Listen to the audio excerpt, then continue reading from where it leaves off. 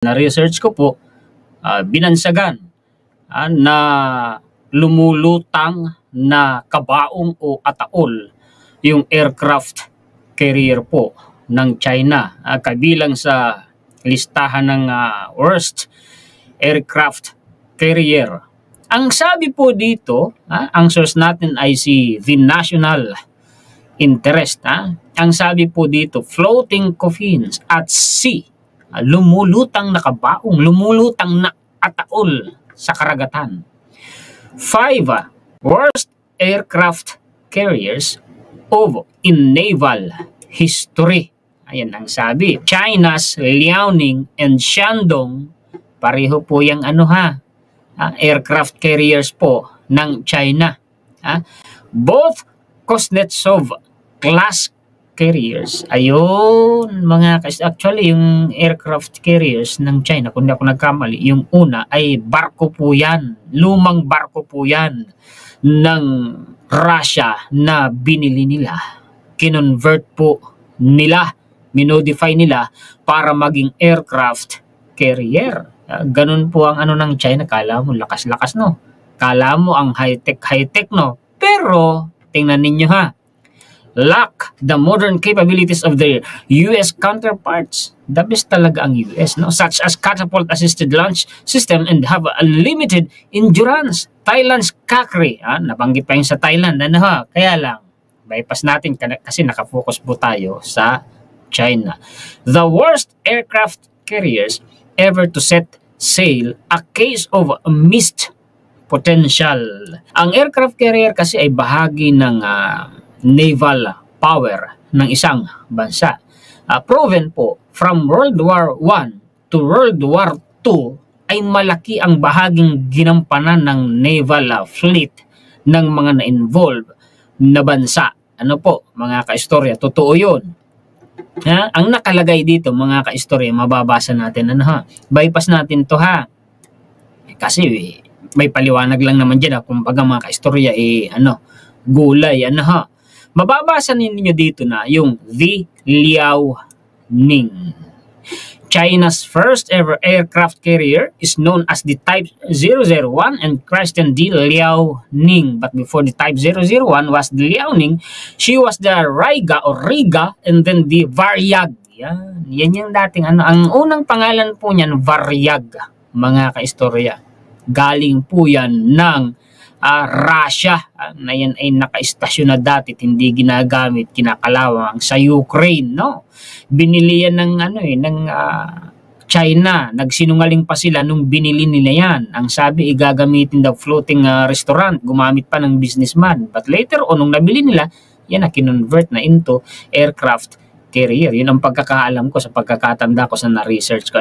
Indeed, the Liaoning started life as a Soviet, then a Russian Kuznetsov class carrier. When the Soviet Union fell, the carrier happened to be in Ukraine, which opted to sell the vessel. Diba mga kaistorya, kiniwento pa nga diba? The Shandong. After purchasing the Type 001, China decided to build an aircraft carriers domestically. The result was the Type 002 or Shandong, another Kuznetsov class carrier. Wala silang teknolohiya, karanasan at materyales na magagamit nila para tapatan, mga kaistorya, yung kakayahan at yung kapasidad, yung qualities ng aircraft carrier ng Amerika, maging yung mga fighter jets, mga kaistorya. Alam nyo ba, nandito naman, ipapakita ko sa inyo yung ipinagmamalaki ng China na J-20 nila, na 5th generation fighter jet, yung tinatawag na the Mighty Dragon, maging yung FC-31 na fighter jets po nila, mga kaistorya. Ang teknolohiya noon ay ninakaw lang sa Amerika. Nandito ang referensya natin. The Shandong, like the Liaoning, relies on a STOBAR short of take-off barrier arrested recovery system and steam turbines, so on and so forth. So, kaya pala tinawag na floating coffin in the sea, kabilang yung dalawang aircraft carrier ng China.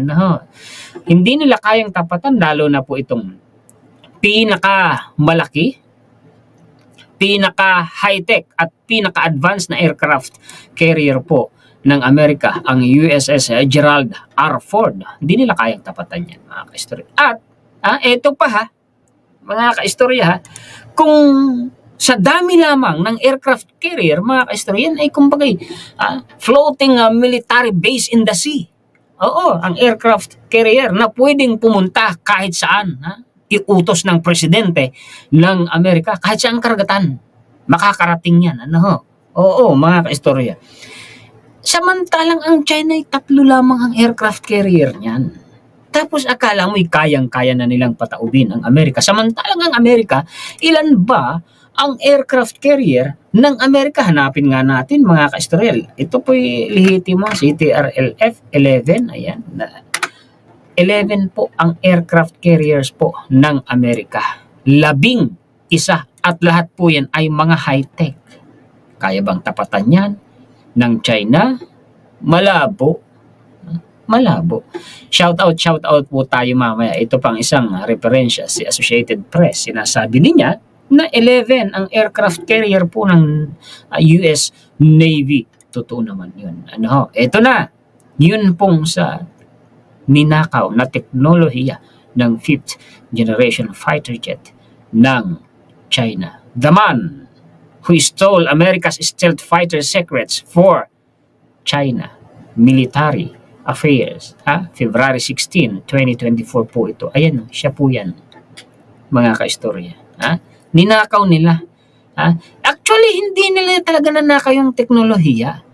Yung ano lang yung design lang, yung mukha lang, yung itsura lang.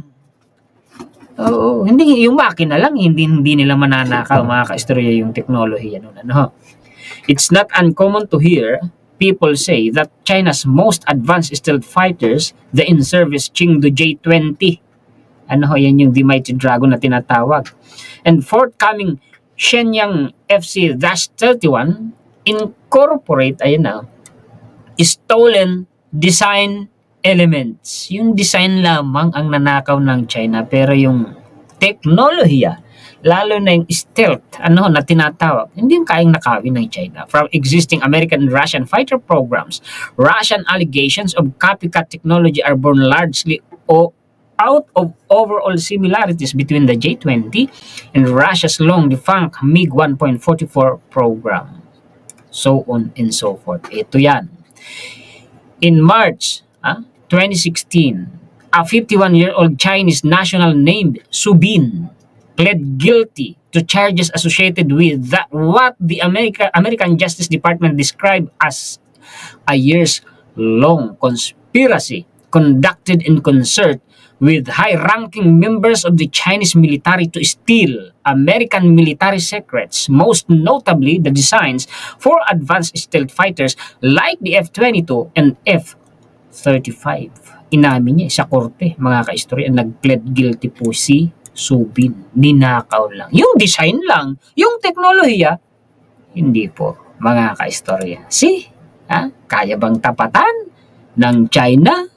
Malabo, mga kaistorya. So, admitted that he conspired with 2 persons in China from October 2008 to March 2014 to gain unauthorized access to protected computer networks in the United States, including computers belonging to the Boeing company in Orange County, California, to obtain sensitive military information and to export that information illegally from the United States to China. Yan yung sinasabi. May release pa nga yan. Pag clinic natin yan, yun yung lilitaw. Kaya lang, tayo po mga kaistorya ay hahaba. Ito po, Office of the Public Affairs, US Department of Justice, official website po ito ng gobyerno ng Amerika. Chinese national who conspired to hack into US defense contractor system sentenced to 46 months in federal prison. Lihitin mo naman ang mga referensya natin Hindi naman tayo namumulot kung saan-saan lang. Hindi tayo nag-iimbento, di tayo gumagawa ng kwento. So, totoo ito, na ninakaw ng China ang design. Yun po kanilang yung kanilang J-20. Design lang. Pero yung stealth na katangian po niyan, At yung kanyang, basta yung mga high-tech na disenyo sa loob at labas nung fighter jets, hindi yun kayang nakawin ng China. Ito pang lehitimong referensya dyan. Stolen secrets how China's J-20 stealth fighter took shape from US design. Si the national interest po ito. Yan yun. Yan mga ka-istorya. Ninakaw po nila. Same lang po ang kwento nito. Hindi ko na ito babasahin ha. Nandito po yan. Same lang po doon sa unang binasa ko dito mga ka-istorya. Same lang po yan. Ano po? Hindi na natin basahin na para hindi na tayo magtagal. Ngayon, mga ka-istorya, pinananatili ng Amerika yung kanila pong pagbabantay sa buong Indo-Pacific region para manatili itong safe. Huwag nating kalimutan ang South China Sea, ang West Philippine Sea, ang Southeast Asia ay bahagi po ng Indo-Pacific region. Nasa gitna po yan halos ng Indo-Pacific region. Hindi po kayang ma-dominate ng China ang Amerika. Malabo. Malabo. Ang Amerika ang itinuturing na leader ng buong mundo. At milyang-milyang, daan-daang taon ng agwat nito ng Amerika sa China, mga ka-istorya. Kung ang pag-uusapan, military force at teknolohiya, hindi nila kayang tapatan to. US forward deploys aircraft carrier George Washington. Aircraft carrier B-1B bombers drill with F-15S to keep Indo-Pacific safe. Alam nyo, pasalamat nyo.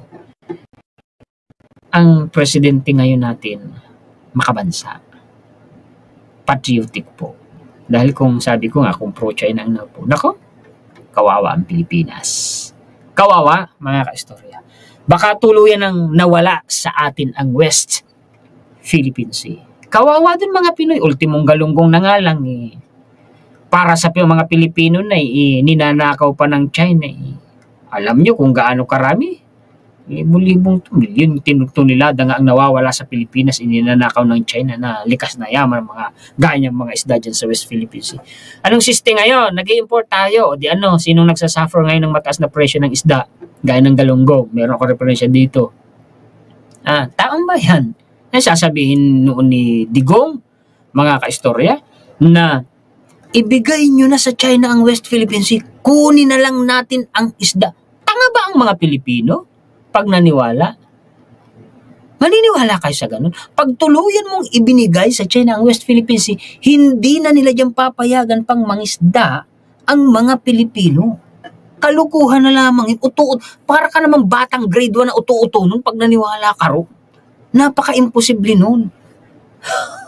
Alam nyo yun, screenshot nga ni ni TV5 po yun, kasi dinilit po ni si SMNI kung hindi ako nagkakamali Doon niya sinabi ni Digong, napanood ko rin yun Ay ginawang ko rin yun ng content, mga ka-istorya. Buti na screenshot ng mainstream media.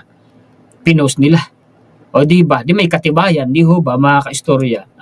Maging si Canada, ito hindi ko pa nababanggit na tingnan po ninyo. Canada needs to keep up its presence in Southeast Asia to do. Presidente po ng si Trudeau ng Canada. Canada needs to keep up its presence in Southeast Asia if it wants to benefit from the region's economic boom. Bakit? Kasi nakikita po ng mga eksperto, mga ka-istorya, ang potensyal. Actually, itong buong Southeast Asia na kinabibilangan natin, yung pag-boom ng ekonomiya. Kung mawawala ang seguridad, ang kaayusan, ang kapayapaan sa buong Southeast Asia region, mga ka-istorya, lahat ng bansa sa buong mundo, apektado. Ekonomiya, trade nila, food supply nila, energy supply nila, apektado. Kaya itong China, mga ka-istorya, maraming kukuyugin yan. Hindi yan papayag ang maraming bansa sa buong mundo na makontrol ng China ang South China Sea. Kung maniwala kayo, yung sasabi, gigirain nilang Pilipinas, malabo yun.